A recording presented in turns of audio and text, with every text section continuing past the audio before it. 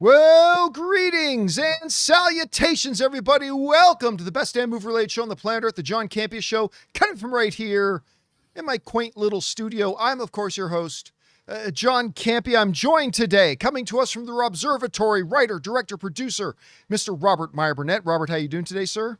John, I am doing wonderfully well starting this new week. Can't wait for the rest of it.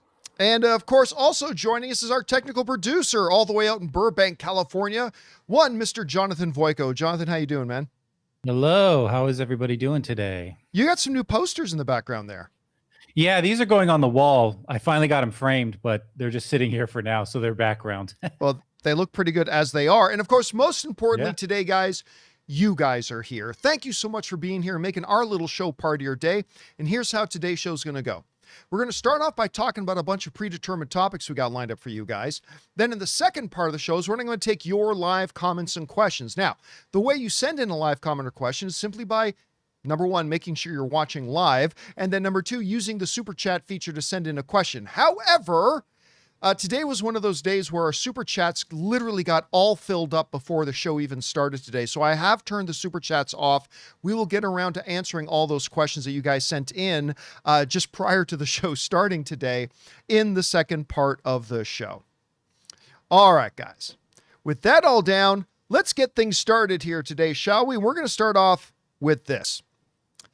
You know, we've been talking a lot over the last couple of weeks about the unbelievable success of the Odyssey. It is well on its way now to becoming only the third R-rated film in cinematic history to join the $1 billion club. As a matter of fact, it has just become the fastest film, Spider-Man notwithstanding, but the fastest film out of any of the $1 billion films so far this year to hit the $900 million mark, which it did this weekend. We go over and take a look at the numbers. It took Michael 47 days to get to $900 million. It took the Super Mario Galaxy movie 24 days to get to the $900 million mark. It took Toy Story 5 20 days to get to the $900 million mark. Those films, all three of them, remember, are $1 billion films. Toy Story, Super Mario, Michael, all of them $1 billion films. And the Odyssey got there in 17 days, beating Michael by a full month, beating the Super Mario Galaxy movie by over a week, and beating Toy Story 5 by 3 days. Now, of course, the new entry into the arena is Spider-Man Brand New Day, which hit over $900 million in just 3 days, but it's not a $1 billion film yet, so that'll join that club here probably by Wednesday or so. So 17 days. And listen, I don't want you guys to lose track or lose sight about how ridiculous of an achievement that is, okay? Because on its third weekend, with Spider-Man Brand New Day, which just set an all-time record, we'll talk about that a little bit later in the show. With Spider-Man Brand New Day opening on its first weekend to record numbers and Odyssey on its third weekend, even people who believed in Odyssey thought, like me, that, okay, it's been doing great, but it's going to slow down a hell of a lot when Spider-Man opens, right? Maybe not. The Odyssey on Spider-Man's opening weekend made $51 million. Insane. On its third weekend, with Spider-Man opening, and it still made $51 million. You want to put that in context of how ridiculous that is? When Avengers Endgame opened, the next best movie was $8 million. It was Captain Marvel in its 8th week. Then La Curse of La Leona, Breakthrough, Shazam, Dumbo. Basically, no other movie could gather more than $8 million when Avengers Endgame opened, and we thought, well, of course, because Endgame made $357 million on its opening weekend. Of course, nothing else made any money. And then the Odyssey said, hold my beer, or in this case, hold my mead. Made $51 million on Spider-Man. It made more money on its third weekend with Spider-Man Brand New Day opening than most movies make in their opening weekends at all, gentlemen. Now, the story of today is clearly going to be Spider-Man, and we'll get to that a little bit later. But when I saw that number of the Odyssey making 51 million bucks on its third weekend with Spider-Man opening to 360, I at first thought it's a typo. That's a mistake. Like it must be. It's got to be wrong. Now, granted, when I went to go see Spider-Man twice, the Odyssey theaters were full, granted. But I mean, I still thought that can't quite be 51 million bucks. No, it's been verified. $51 million on its third weekend. Domestic, which is, we're not domestic, global. Right. Which, as we were just pointing out a little bit earlier, that means the Odyssey has now hit $397,415 in just after its third weekend. This is an R-rated film. And again, I don't think you can stress enough here the fact that only 2 R-rated films in history have ever joined the $1 billion club. And the Odyssey is clearly about to cross that mark. And by the way, guys, I don't often take the Chinese box office into account because it doesn't actually, in the grand scheme of things, with a lot of Hollywood films, it doesn't actually add that much, at least not as much as people think. I did an entire editorial on it once. But it hasn't opened in China yet, and they are estimating, while not a massive number, they're estimating for it to make between $100 and $130 million in China.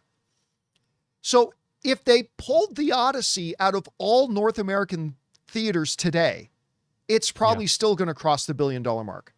So it is looking like $1.2, $1.3 billion could be on the radar. Anyway, Rob, you know, we've asked this question before, but I think it needs to be asked again here.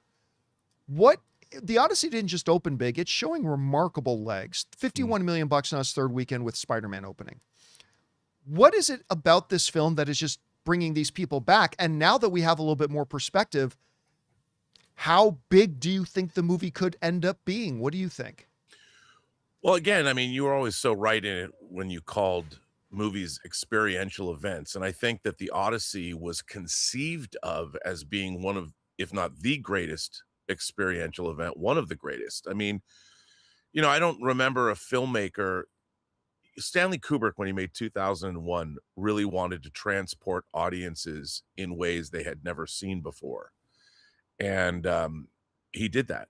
And I think what Christopher Nolan has done, making a film for the very first time entirely in IMAX, going out and filming on these amazing locations in places that were not necessarily easily gotten to, using practical effects even to create a giant Cyclops, or creating giants to fight in armor and men turning into pigs.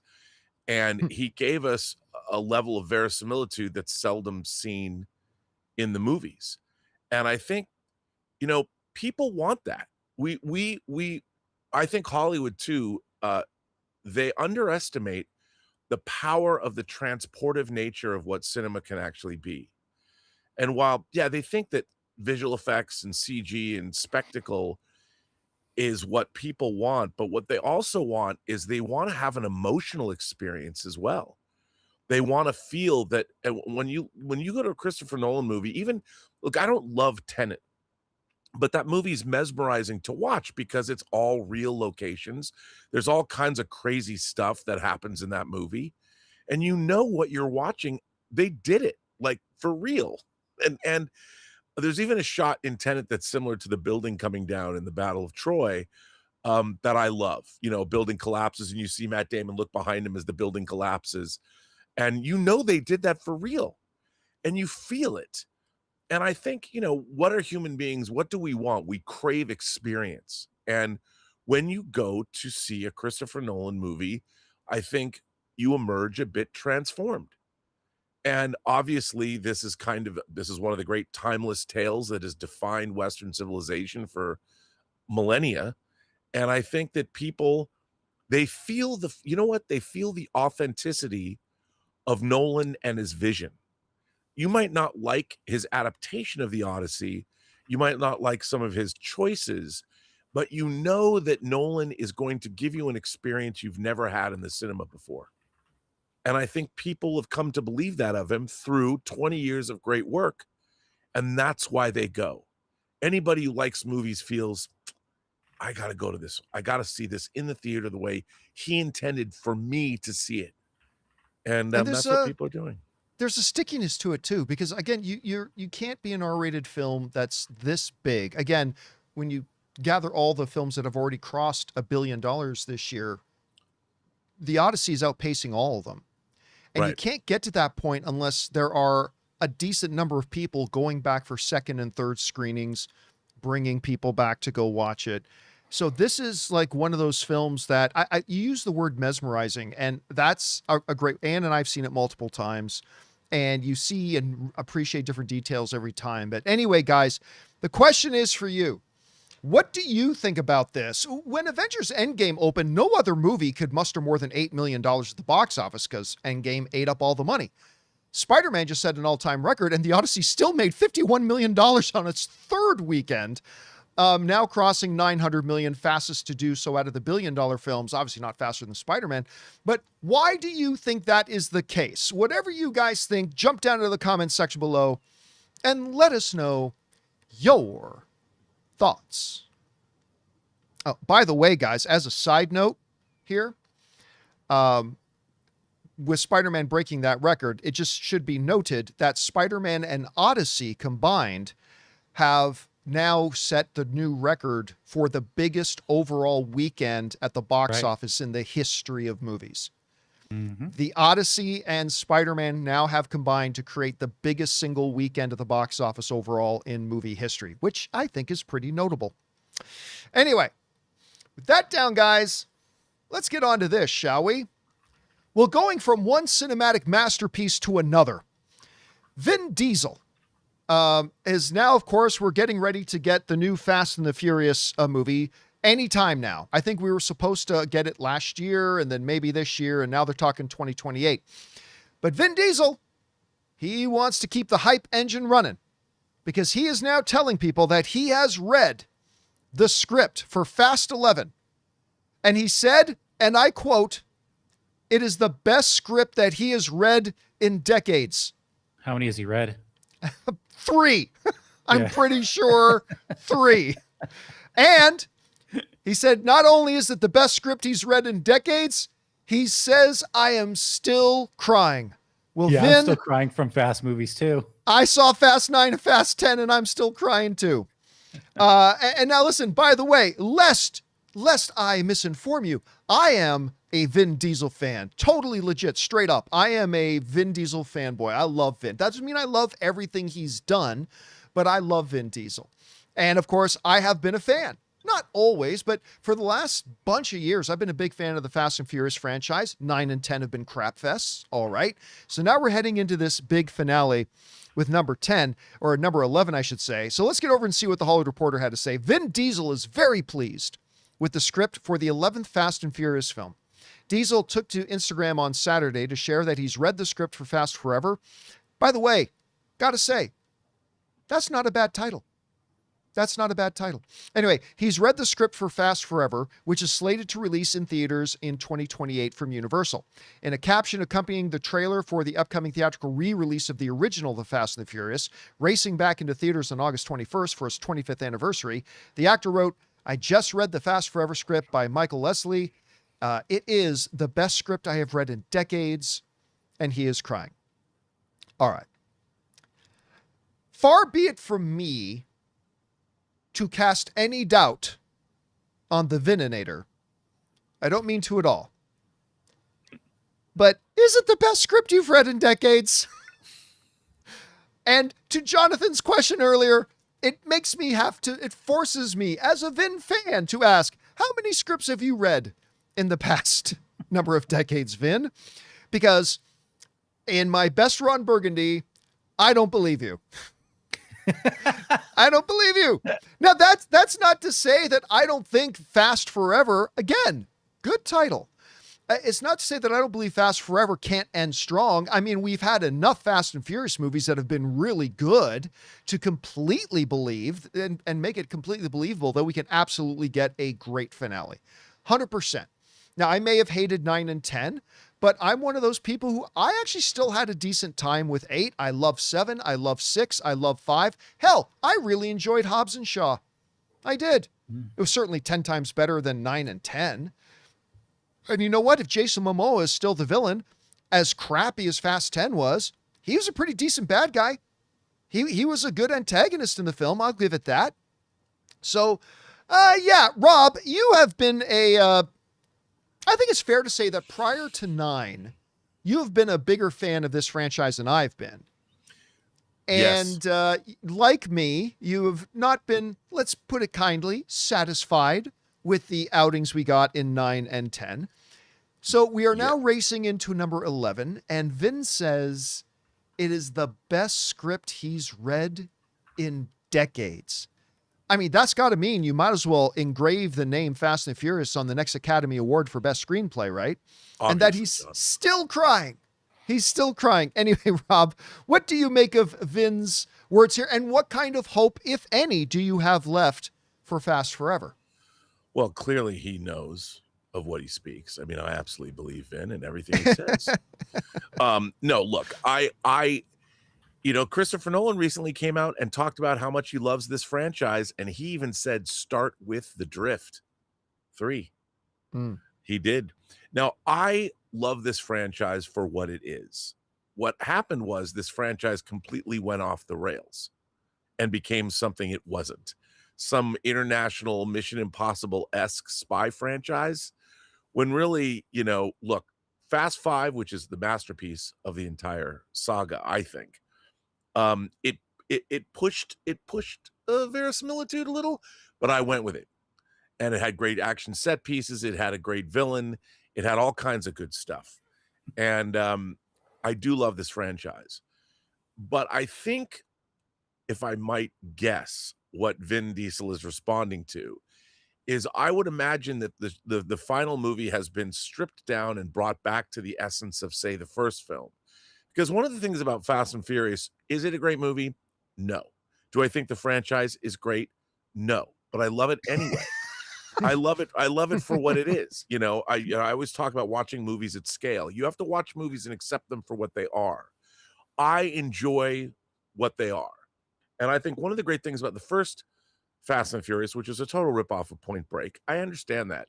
But as an LA story, you had all of these different, you had the Chicano, the Latino area of Fast and Furious. You had the Asian area, you had, and one of the great things about Los Angeles as a city is all the different ethnic groups that are here. And normally we just go to different restaurants. We've got all these great restaurants. You can go to a restaurant from any part of the world in Los Angeles. But these different subcultures are also very cool. And the way the first movie brought them all together, I really enjoyed that. And I would love to see a film that brought everything literally back down to earth. I don't want to see Fieros in outer space, okay? Don't do that again. Bring it back down to earth. Bring it back to Los Angeles and tell a great LA story.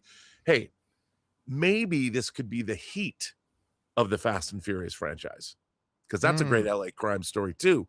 And if they could do something like that, and look, even if there's too much CGI and BS in these movies, show me fast cars driving through it down city streets at 150 miles an hour. That's what I want to see.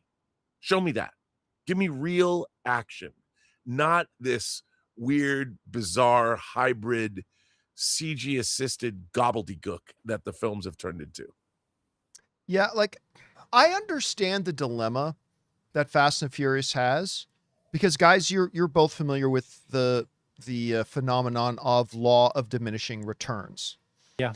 Now, I was taught about the law of diminishing returns first in youth Sunday school, where they said, guys, don't be giving a girl a massage because you get a little bit of a thrill from that.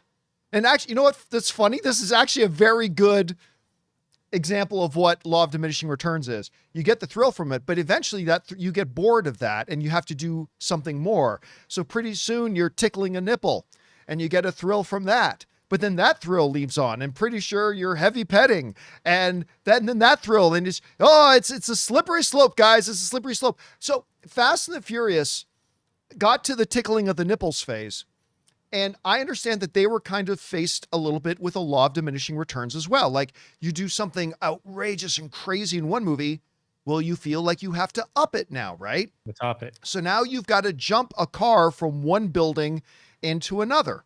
Okay, great. But now you've got to up that. Well, logically, of course, the only thing left then is to take your car into outer space. And that's what they did. And I mean, so I get their dilemma there. I really do. But they took a Fiero. If you're going to take a car, take like a Koenigsegg. Take a car that looks like a spaceship, not a Fiero. I know, Take a right? DeLorean. And but the big thing to me about the biggest illustration of how Fast and Furious lost its way, and Rob, you alluded to it already, was they took these, what my dad's generation would call grease monkeys, the guys who love just to work on cars and stuff like that. That's what the original one was. They like to work on cars and race cars. And then all of a sudden, they are the world's most deadly elite secret government task force super spies that can take on any international threat. It's like, come on. They just totally lost their way. And so, Rob, when I hear them say that they want to bring it back to the street, they want to bring it back to its roots, not only do I hear more car racing, I hopefully hear get away from the international man of intrigue kind of nonsense that they turned the stuff out to be, right? So anyway, guys, question is for you. What do you think about this? Vin Diesel said he has read the script for Fast Forever, the Fast 11, the finale of the franchise, and said not only is it great, it's the best script he's read in decades, and that he is still weeping with joy from reading it. How do you feel about that? Do you still have hope for the Fast and Furious franchise? I believe there have been enough really, really good ones that we can believe the last one will be great. Anyway, whatever you guys think, jump down to the comments section below and let us know your thoughts. All right, guys. With that down, let's move on to this. Well, Barbie came out, and while a lot of people thought it could be big, I don't think anybody on the planet thought it was going to be the biggest film of the year and make, I believe, right around the neighborhood of $1.4 billion at the box office. But it did. And again, it became the #1 biggest film of the year that it came out. And I believe even it got like 8 Academy Award nominations, if I'm not mistaken. Well, anyway, one might think, considering the fact that there's nothing studios like doing more than making sequels to giant hit movies, one would think, and you'd be forgiven, that we probably would have had a Barbie sequel by now, or at least one in development. Well, they're trying to get one going, but apparently there's a big snag, and it's a big enough snag that there may not be a sequel to Barbie. This comes to us from the folks over at Variety, who are writing that the Barbie sequel has stalled as David Zaslav will not approve bigger salaries for Ryan Gosling and Margot Robbie. Now, don't be misled by that title saying, oh, he's refusing to give any kind of a raise. We're talking big money here. Variety writes this: when a movie makes more than $1.4 billion at the box office and earns 8 Academy Award nominations, the studio is going to want to make a sequel. Such was the case with Warner Brothers and Barbie. But time is running out to put Margot Robbie back in pink. In a new report, the New York Times revealed that the Warner Brothers Discovery CEO, David Zaslav, has balked at giving Margot Robbie and Ryan Gosling rich deals plus profit participation for a second film. Gosling, who was nominated for Best Supporting Actor Oscar for his role as Ken, is wanting a $20 million pay check plus profit participation. A Warner Brothers spokesperson notes that there was never an agreed upon framework that was approved and pulled back. Now, here's where things get a little sticky. There is a ticking clock on this, because if Warner Brothers is not in development of a new Barbie 2 by December, the movie rights for Barbie go back to Mattel, and Warner Brothers loses the movie rights. Now, then you might think, well, then cool. Mattel can just work with another studio and make Barbie 2. Oh, but they can't, because the iteration of that Barbie movie belongs to Warner Brothers. Mm-hmm. So if the movie rights do go back to Mattel, yes, Mattel can team up with another studio and make another Barbie movie, but it ain't gonna be directed by Greta Gerwig, and it's not gonna have Margot Robbie, and it's not gonna have Ryan Reynolds, and it's not gonna be Barbie 2. It has to be a completely brand new reboot of Barbie, and that's not what they want to do. That's not what anybody wants to do. One of the most frustrating things to me of film fandom today is everybody screams two completely contradictory things.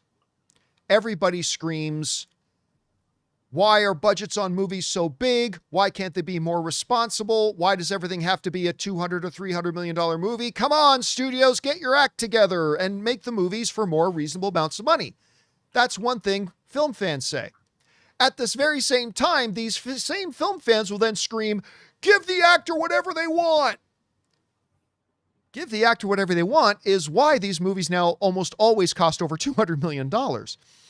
Yeah, Barbie made $1.4 billion. I don't think the sequel will make as much. I think most people don't think the sequel would make as much. Everybody agrees it's going to be a big hit movie. But if you want to give, Christopher Nolan gets him and his creative partner and life partner, Emma Thomas, they get 20%. What I'm hearing is that both Margot Robbie and Ryan Reynolds want 10% of any profits on the movie. So Plus they want 20 mil. Yeah, plus they want 20 million each plus 10%. You are potentially talking about just those two actors alone, guys, accounting for $60 to $70 million of the budget. $60 to $70 million of the budget just for two people, for two actors. By itself, if you didn't pay another penny on production, locations, crew, anything, that movie that doesn't even get made because all you have is two actors, but still, that movie alone would have to make about $105 to $110 million at the box office just to break even. Just for that alone. Then, of course, there's the other $130 million you need to spend on everything else to mount and produce pre-production, production, post-production this movie. And I get the idea. First movie was a hit. Everybody should get a little bit of a bump. I agree with that. But I think asking for 20 mil plus profit points, I will never begrudge anybody for asking what they're worth, for asking what they think they're worth. That's fine. You can ask for whatever you want. You can ask for $5 billion. I don't begrudge anybody asking what they want to ask for. But I'll be honest with you. I think DeLuca and Abdi have to hold a line and say, we still got to be somewhat responsible with how much we're paying everybody to be in this, because we can't just assume this movie's going to make $1.4 billion like the last one did out of nowhere. Anyway, Rob, there's going to be a lot of differing ideas on this. There's going to be the voices that yell, boy, that sounds greedy. And then there's going to be the voices that yell, give them whatever they want. The first one made over $1 billion. Some people, I'm sure, will point at Robert Downey Jr. in the MCU, but the problem is the MCU created a long track record of hit after hit after hit before he got his big payday out of it. And with Barbie, we have one movie. I don't know. What do you make of all this? What would you do if you're an executive at Warner Brothers? And there is a ticking clock here. How do you think this will ultimately will resolve? Are we going to get a Barbie 2? Well, a cursory glance at the internet tells me that the budget for Barbie was $145 million, and they spent $150 million to market the film. So the first Barbie, you're almost looking at a $300 million investment. Now, when you talk about profit participation and all of that, it did very, very well, but you can't assume you're going to have that runaway hit. So the first movie, you're dealing with $350 million, but with these salary bumps, you're pushing $400 million. And when you're into that range in terms of what you're going to spend, Warner Brothers is looking at Joker. They're going, Joker was a $65 million movie, it made $1 billion. Everybody wants more money. We're going to up the budget and make it bigger. We're going to spend $200 million on Joker Folie Deux. And we all know how that turned out. So a studio's got to be thinking that there is no guarantee that just because your first movie made $1.5 billion, that your sequel is going to make as much money or even nearly, as you pointed out, that much money. You can't assume that. You have to assume for every movie that there is a certain amount of interest. And after Barbie, obviously it was a big hit. You had the whole Barbenheimer phenomenon, but you can't assume that the movie's going to make $1 billion or $1.5 billion, because those numbers are at the upper echelon of what movies in the whole history of cinema have earned. By the way, Rob, Now, to your point, I just want to point this out that we brought it up on screen. To your point, I think you're bang on the money. Warner Brothers is looking at what happened with Joker. Joker made over $1 billion. The second one, look at this. Second one made 207. Now, and they spent I don't think 200 on it. Yeah, and so they lost their shirts on this. And that doesn't include marketing. I'm not saying Barbie 2 would make $200 million. I'm absolutely not saying that. But if you're a studio, you have to be aware that just because the first one made 1.4, you can't budget as if the second one's going to make 1.4 as well. Right. Nope. That's entirely irresponsible. So you have to think, like, I understand everyone's going to ask for more money, but I think that is both what they deserve, but then it also is what makes franchise filmmaking problematic, because you end up pricing yourself out of the game. Now, here's the thing. In asking for that much money, I don't know what they were paid for the first Barbie, but in asking for more money, you do run the risk of making the film unmakeable, because the budget just doesn't support you can't pull that. You can't take that risk. And Warner Brothers, especially in the position they're in with the potential sale and all that, they're not in any position to spread out a bunch of cash. And in doing that and spending that much money, they end up risking it's even harder to achieve profitability. So you're asking them, like, I would say for me, if you could work out a deal where their salary is somehow tied to the performance of the film. So give them a base salary of $10 million, and then the next $10 million is based on a percentage of the gross or something.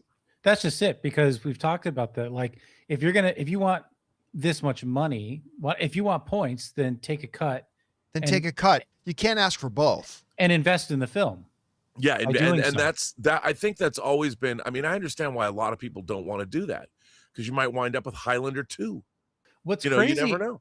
What's crazy is Margot and Ryan both earned $12.5 million for the first Barbie, but because of Margot's deal, it was her production company too. It was her production company. Yeah, right. So because of her deal with the production, she actually came out with $50 million. Yeah. So I don't understand. Like, why wouldn't you just follow that pattern again? I mean, well, and here's the other thing: when you pay two people that much, you then think of it in terms of a sports team and a salary cap. You want to spend $400 million on Giannis? Great. Now you got 15 cents to spend on a point guard. Like, the more you spend, I have a friend of mine who, I'm going to be very careful not to reveal identity. I have a friend of mine who directed a film that had a very, very, very big international superstar attached to star in the film. Is it Steven Spielberg? Because you're friends with him? No, yeah, wouldn't that be amazing? And the thing is, the salary that this superstar demanded completely, my friend complains about this all the time, almost as much as Rob does about new Star Trek. I actually have to tell him, okay, yes, I've heard about this enough. I literally have to tell him sometimes, I've heard about you don't need to tell me the story again. But he constantly complains about the fact that giving that, the studio agreeing to give the star that much money completely hamstrung the rest of their production.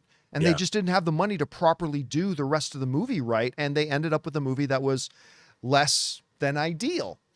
And it's again, it's a superstar, and it's a movie you're familiar with. But anyway, I don't want to sound like I'm trying to besmirch Margot Robbie or Good Canadian Kid Ryan Gosling. I'm a huge fan of both of them, and I have no problem with people asking for what they want to ask for. But I also believe a studio should at some point say no, because Rob, going back to that illustration of what happened with Joker, I mean, they are very aware what happened with Joker and then Joker 2. It goes back to that old adage that I bring up sometimes. The right house at the wrong price is the wrong house. The right house at the wrong price is the wrong house. It just is. And it might be in Warner Brothers' best interest to not do Barbie 2 rather than do a movie that they think is going to price them, that it's going to become very precarious about whether or not they're going to make money. And also with this time pressure, the pressure to make a deal, of course, the agents and the managers and the lawyers for Margot Robbie and Ryan Gosling are going to use that to leverage whether they're going to sign or not. They wouldn't be doing their jobs if they didn't. Of course. Yeah. And that's just how the business works. But at the end of the day, I've tried to tell people this. I've seen so many in my own little world, so many projects, great projects that would have done very well for everybody fall apart because people are arguing over money that may not even ever exist for TV rights and sequel rights and this and that and the other thing. And then you end up making nothing. In the case of this movie, I would think that everybody knows they have a pretty good opportunity. They've got an audience there. It's coming off of a hugely successful film. So the risk is a lot less than other movies. But if they can just mitigate that risk by not taking all that cheddar up front and maybe build in, everybody's got some skin in the game, making the best movie possible. I've always thought that's always the way to go. So who knows? All right, guys. Question is for you. What do you think about this? Apparently, Barbie 2 is being held up by money, and there is a ticking clock. They got to get this deal done and a movie in development by December, or the movie rights go back to Marvel. They go back. That would be a very different Barbie movie. Wow. It goes back to Mattel. What do you think is going to happen here? Whatever you guys think, jump down to the comments section below and let us know your thoughts. Barbie's in the new Ghost Rider. The new Gauze Rider. The Gauze Rider. All right, guys. With that down, there are a bunch of other things going on in the world of movie news that we need to make sure you guys are up to date on. So we're going to go over and do ourselves a little segment we call In Other News. And we're going to start off in other news with this. This is a sad story. A director making a sequel to his father's iconic franchise, and he passes away just a couple of weeks before his movie debuts. We start today on a somber note with the passing of acclaimed British writer and director Justin Hardy, who has died at the age of 61 following a heart attack. Hardy was the son of legendary The Wicker Man director Robin Hardy, and he had just finished work on Wrath of the Gods, the long-awaited third and final installment in the Wicker Man film trilogy. Built from recently discovered concept notes and storyboards left behind by his father, the Norse myth-inspired folk horror film is set to premiere on August 28th at London's Fright Fest, where the screening will now serve as a celebration of Hardy's life, legacy, and dedicated career in British filmmaking. And that's so, especially making the continuation of his dad's work and then to pass away just 2 weeks before its premiere. That's absolutely heartbreaking to hear. Next up, fans of the grim dark universe have a lot to celebrate today as Amazon MGM Studios is officially doubling down on their Warhammer 40,000 screen universe. Amazon has greenlit, as has been rumored recently, a new standalone animated series spun off from the Warhammer episode of their anthology show, Secret Level. Executive produced by Henry Cavill and written by Band of Brothers writer John Orloff, this new long-form series will center on the elite Space Marine faction known as the Death Watch, bringing high-stakes animated action to Prime Video as Henry Cavill continues to build out the franchise. Next up, moving over to Prestige Cinema, writer-director Tony Gilroy, who just absolutely smashed it with the single greatest Star Wars series and Star Wars anything since the original trilogy Andor. Tony Gilroy's highly anticipated new drama, Behemoth, has been named the official centerpiece selection of the 64th New York Film Festival. Starring Pedro Pascal as a former child prodigy cellist who relocates to Los Angeles to record film scores. The Searchlight Pictures release features an ensemble cast including Olivia Wilde, Eva Victor, Hank Azaria, and Will Arnett, alongside a unique score crafted by 9 renowned film composers. The movie will make its world premiere at Alice Tully Hall on October 2nd, instantly positioning Pascal and Gilroy as major players in the upcoming Oscar season. Next up, In a major industry piece of news and leadership shakeup, Oscar-nominated producer Lynette Howell Taylor, who produced A Star is Born, has been re-elected once again as president of the Academy of Motion Pictures Arts and Sciences, that's the organization behind the Oscars, for the 2026 to 2027 term. Howell Taylor is the first sitting president to benefit from a newly enacted Academy rule that allows officers who have reached their standard board term limits to remain on the Board of Governors as ex officio members during their presidency, alongside a returning executive team that includes Vice President Lou Diamond Phillips. Howell Taylor will continue steering the organization as it gears up for the 100th Academy Awards. And finally, as if losing your Kratos wasn't bad enough, now they're recasting some more on God of War. Amazon's live-action God of War series is making headlines with news that the show is planning to recast the teenage roles of Atreus and Thrud ahead of Season 2. While young actors Calum Vinson and Island Austin portray the preteen versions of Atreus and Thrud in the first season, which adapts the 2018 game, casting calls for Season 2 are searching for actors aged 14 to 17 to account for a major narrative time jump leading into the events of God of War Ragnarok. This news comes alongside existing production adjustments as the studio continues its search for a brand new Kratos, obviously because the original lead, Ryan Hurst, suffered an injury that will take him a year to recover from, and now they're recasting a whole bunch more. And that will do it, guys, for In Other News. All right, guys. With that down, we still have a couple things to talk about, including the all-time biggest opening weekend in cinematic history with Spider-Man Brand New Day. And by the way, things might only get better because it looks like they're going to be expanding Spider-Man onto IMAX screens this week.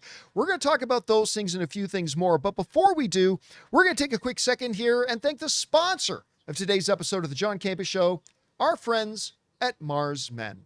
Guys, we want to take a second and thank a sponsor of today's video, Mars Men. Guys, you know that one of the frustrating things about getting older is realizing that the things that used to come naturally suddenly require a lot more effort. You wake up tired, workouts feel harder, recovery takes longer, and by the middle of the afternoon, your energy and focus can completely disappear. And that's where Mars Men comes in. Mars Men is designed to support healthy testosterone levels, natural energy, and stamina using 8 clinically dosed ingredients. There are absolutely no synthetics or needles, and it's made in the USA and third-party tested. Some men report steadier energy, stronger workouts, and better recovery, and it comes with a 90-day money-back guarantee. For a limited time, our listeners get 50% off for life, plus free shipping and 3 free gifts at mengotomars.com.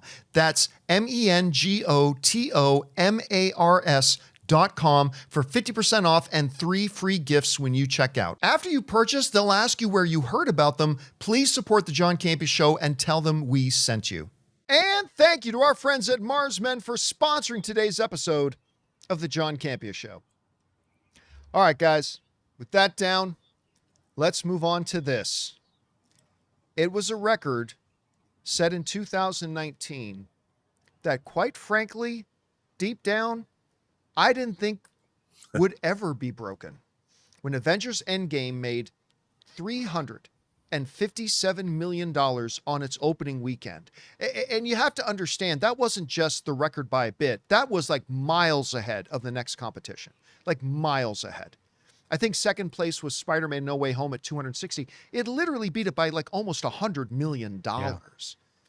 And, you know, heading into Spider-Man Brand New Day, I mean, they were projecting huge, 250, maybe beat out Spider-Man Brand New Day.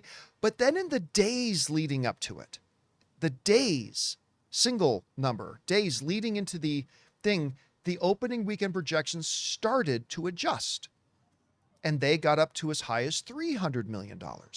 Then we saw the opening night numbers, and the opening night numbers actually beat Avengers Endgame opening night numbers. And then we had to say last week, well, wait a minute, could this thing actually have a chance at becoming the all-time record holder? Well, today it is official.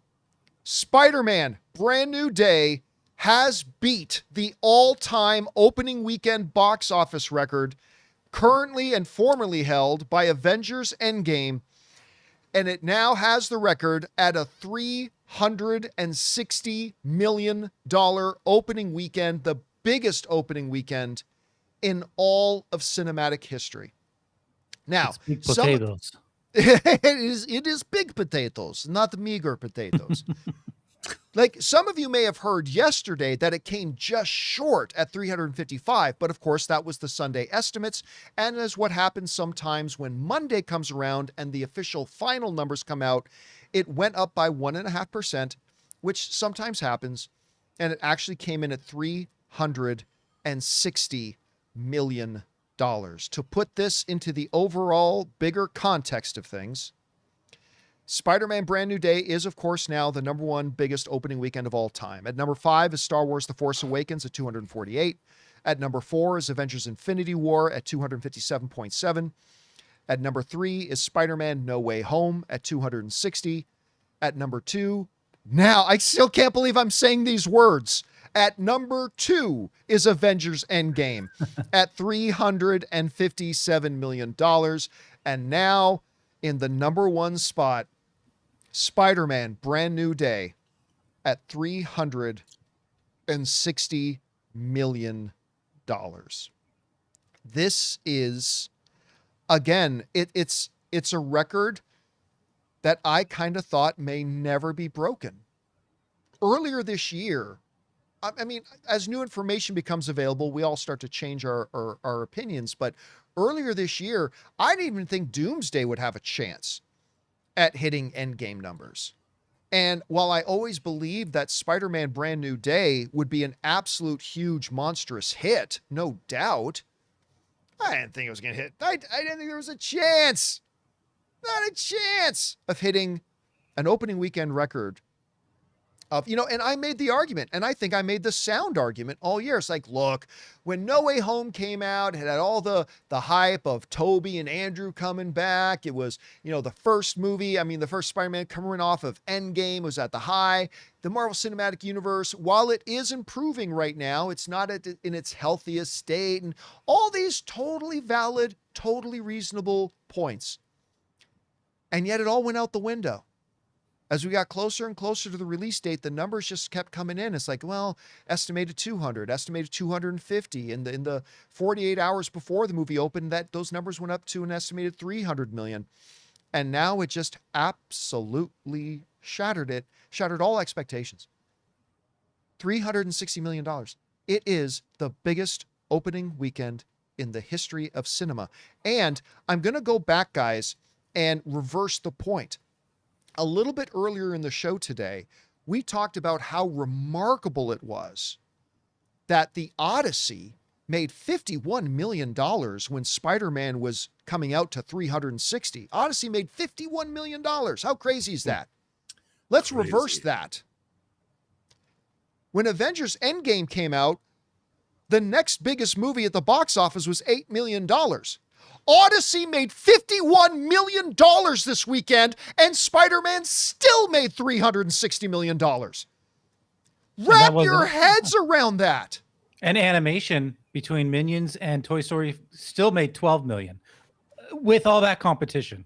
With all that competition, Avengers Endgame, next biggest film, $8 million.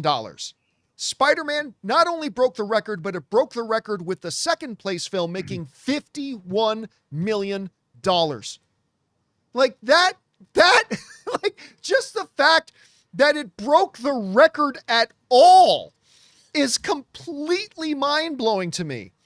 When you consider the circumstances of it, it makes it even more ludicrous.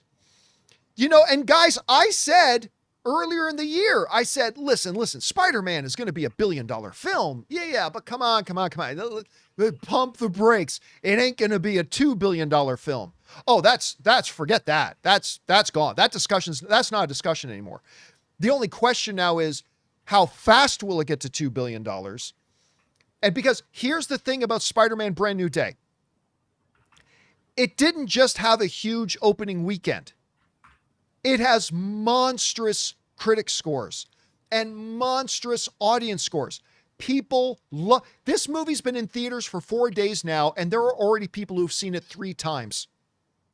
This is a movie that people are going to go back to see multiples of times. And I was saying in the open spoiler discussion this weekend, this is the kind of movie that not only are people going to go back for multiple viewings, Ann and I are already going through our text list, picking out friends of ours that we think may not have seen it yet, because we got to drag them to go see Spider-Man Brand New Day with us. And so this thing is not just going to have some big, huge opening weekend and then go quietly into the night. No. This is a movie that it's, again, $2 billion now isn't even a question. It's about how fast will it get to $2 billion? And then, because this thing nearly made $1 billion in its opening weekend. And this is the end of big competition for the summer. So now we just have this rolling out plane for movies like anything you may not have seen yet, plus Spider-Man and Odyssey. If you still have to, now there are some good movies coming out soon. There's some good, but like not on for the instance, scale. That one of where it's kind of like the sex version of The Purge. You know, that one where there's one night a year you can have one night. I says one. Was it one night stand or one night only? It's one night something only. Like that. It's one night only. That's a lot of people think that looks really good. So, but again, that's not going to be a $50 million opening film. End of Oak Street is coming out. End of Oak Street coming out, which I think looks really good. But that it's last not going to be. Trailer was good. It's not going to be a $50 million opening film. No. So I think we've got some good movies coming out, but like not a lot of big blockbuster competition. Yeah. Not to mention it's expanding to IMAX this week, but we'll talk about that in just a little bit. We'll leave that for now. This movie had a lot working against it for breaking a record like this. Again, it doesn't have that hype factor of Toby and Andrew coming back. It's not coming out when the Marvel Cinematic Universe is at the height of its powers, like when Spider-Man No Way Home came out, following up on Endgame. Marvel is not in the same state. Again, it's been improving with Wonder Man, with Deadpool and Wolverine, with the Fantastic Thunderbolts, a quite good Fantastic Four movie. It's been hyping back up. It's been building back up. Of course, a lot of excitement about Avengers Doomsday too. But this thing had a lot of things going against it as far as cracking an all-time record like this, and yet it did. And I couldn't be happier for it because the movie is so good. It is my favorite of the Tom Holland era Spider-Man films. And Rob, now I've been saying going into this movie that the biggest, best piece of marketing for Avengers Doomsday is going to be Spider-Man. Because if Spider-Man is bad, it could hurt a little bit what Doomsday does. But if Spider-Man is great and really gets everybody excited about this cinematic universe again, it's going to help Doomsday. And now I just look at these numbers and I'm like, I don't even want to think about what Doomsday can do. But let's leave Doomsday for Doomsday. Let's focus on Spider-Man here. Rob, why do you think it was able to hit $360 million? Like, remember, this is the all-time highest ever.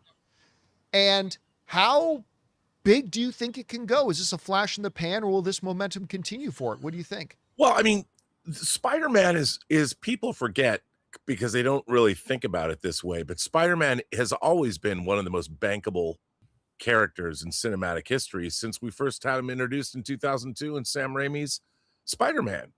He's always been huge. I mean, some have been better than others, but as a consistent, and it's a character that multi-generations of people have grown up with. I don't think there's anybody when you talk about a Spider-Man movie that doesn't have a smile on their face.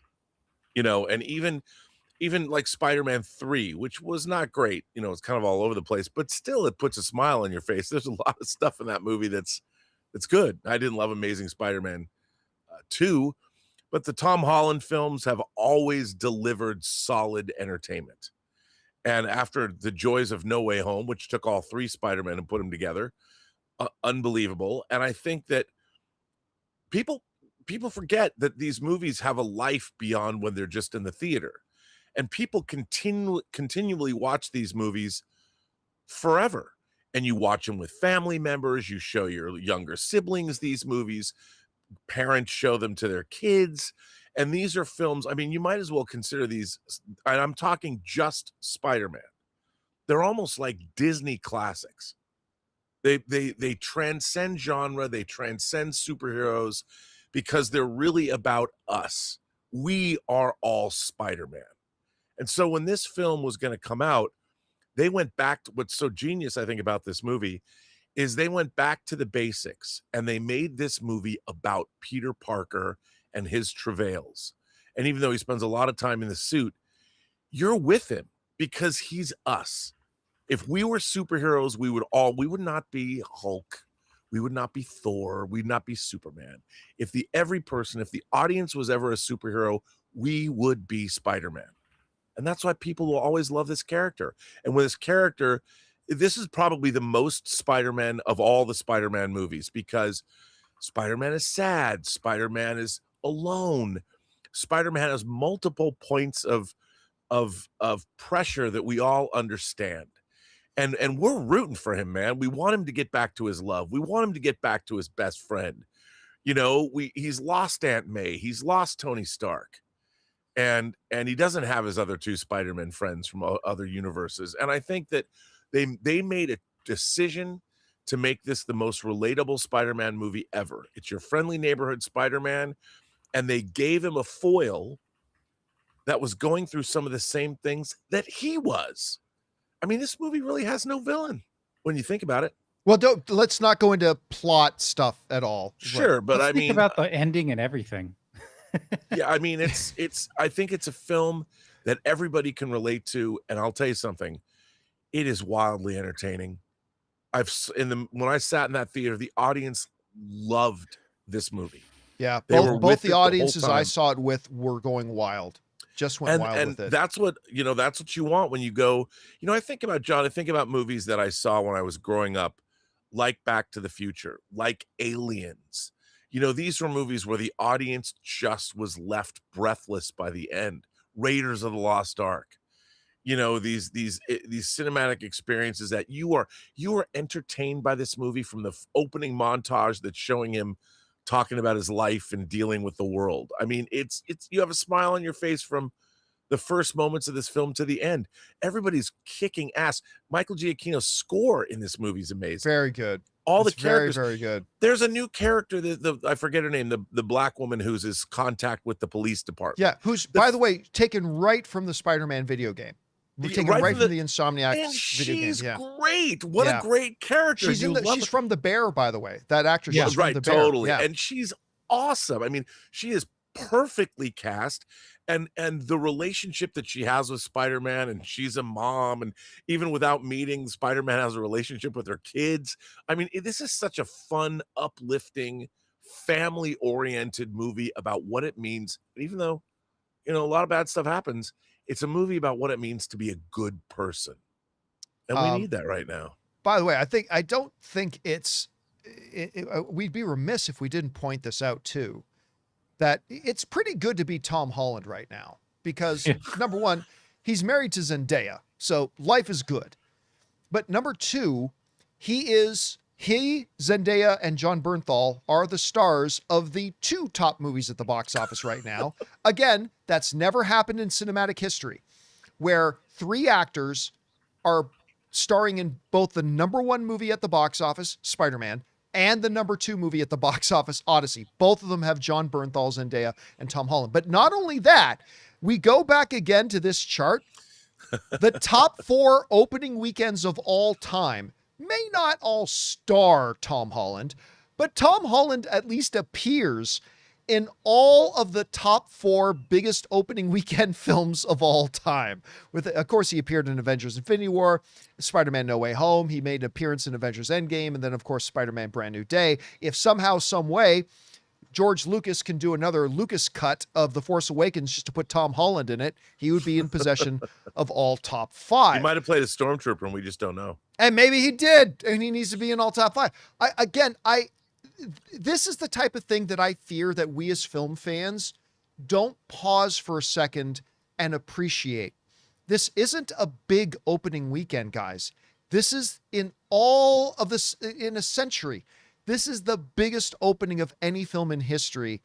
It's absolutely crazy, and it's staggering to think about just how big it can get. Anyway, guys, question is for you.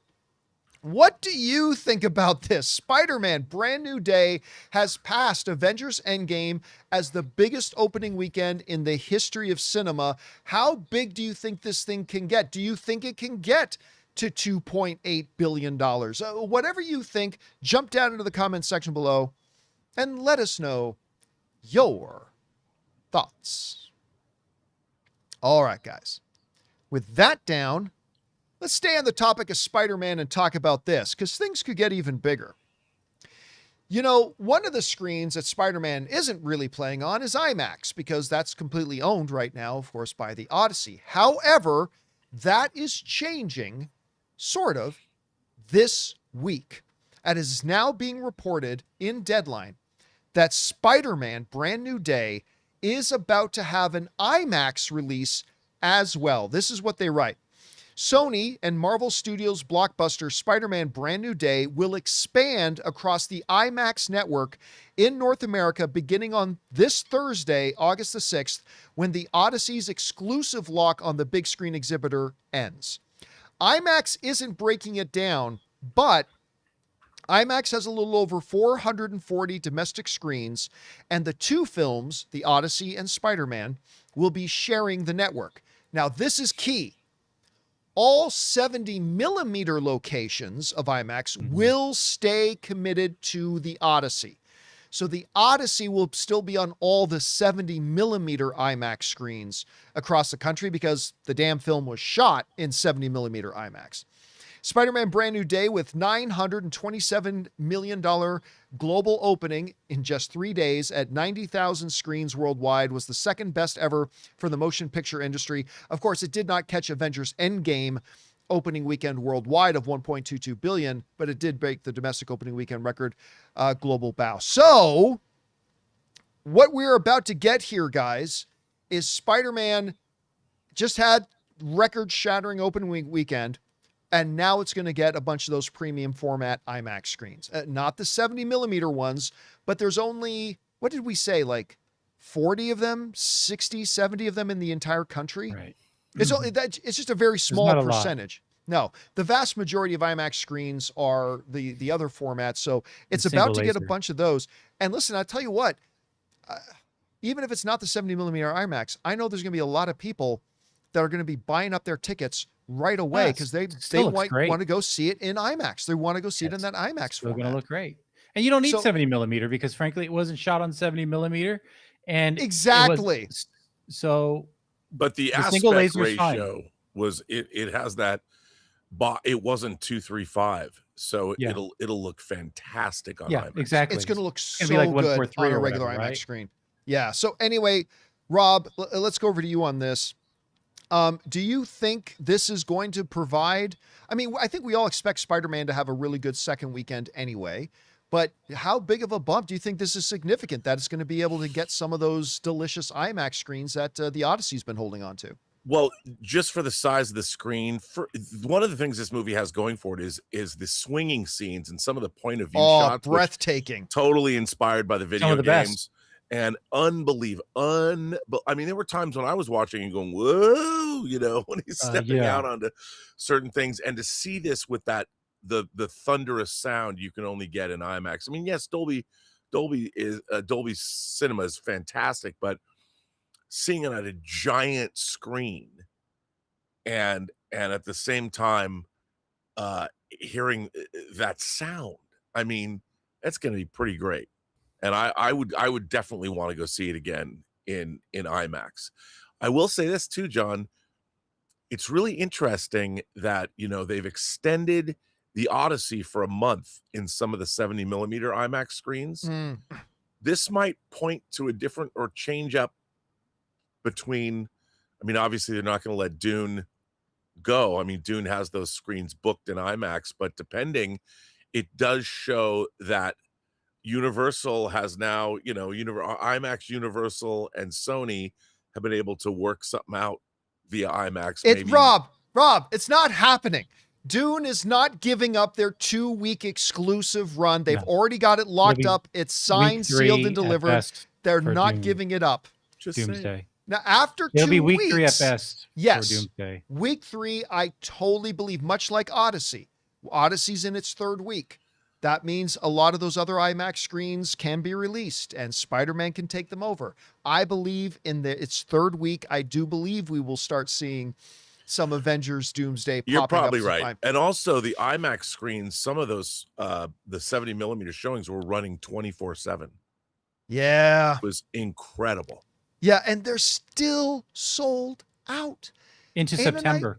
Ann and I were looking at some screenings midweek because we want to go back and watch Odyssey again on the 70 mil.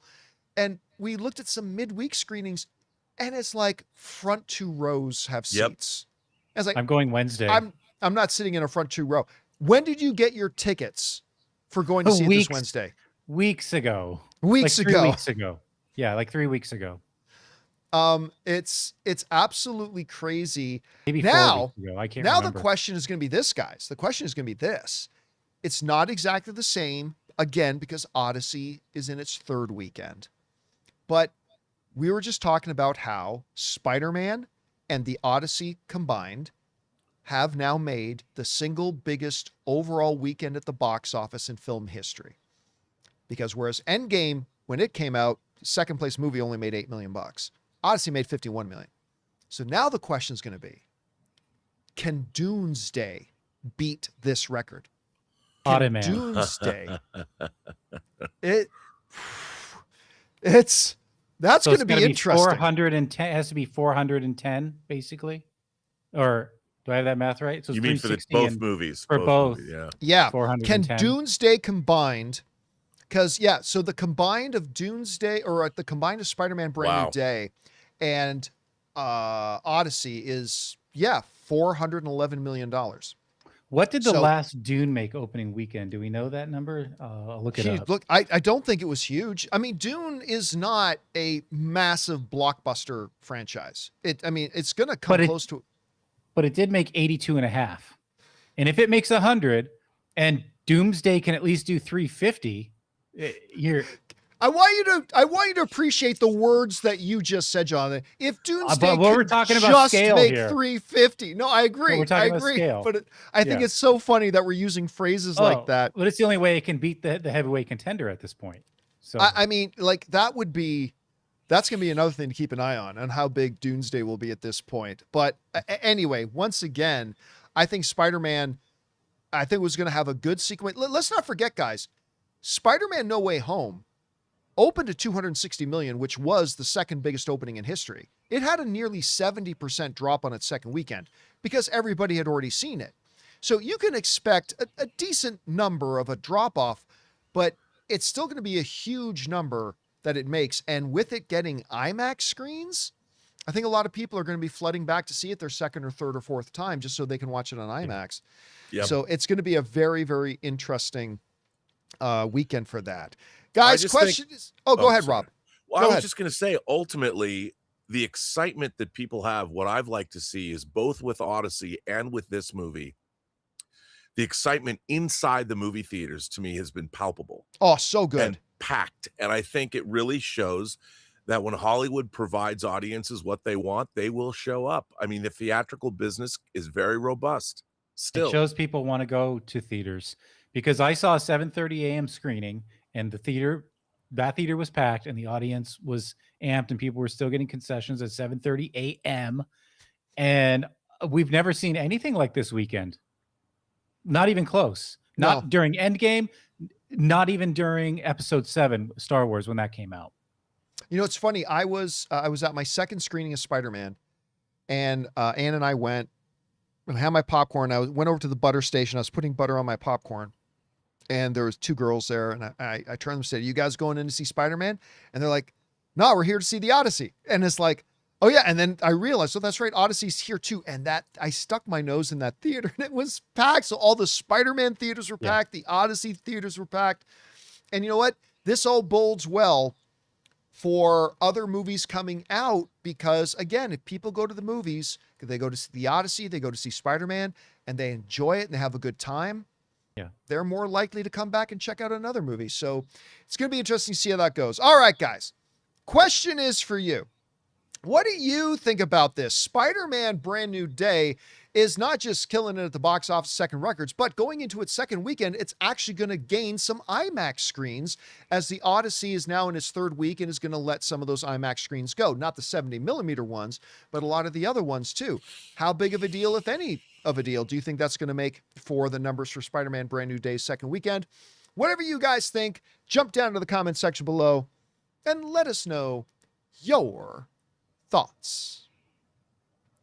All right, guys. With that down, it's time for us to move on to the most important part of our show, which is, of course, taking your live comments and questions. But before we do, we're going to bid good afternoon to writer, director, producer Robert Meyer Burnett. Great job as always, my friend. We'll talk to you later. Thank you, sir.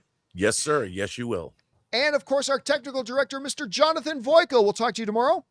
See you guys tomorrow. All right, guys. With that all said, let's get over now to your comments and questions. Now, I will let you know that I actually had to turn off the super chats before the show even started because you guys already filled it up.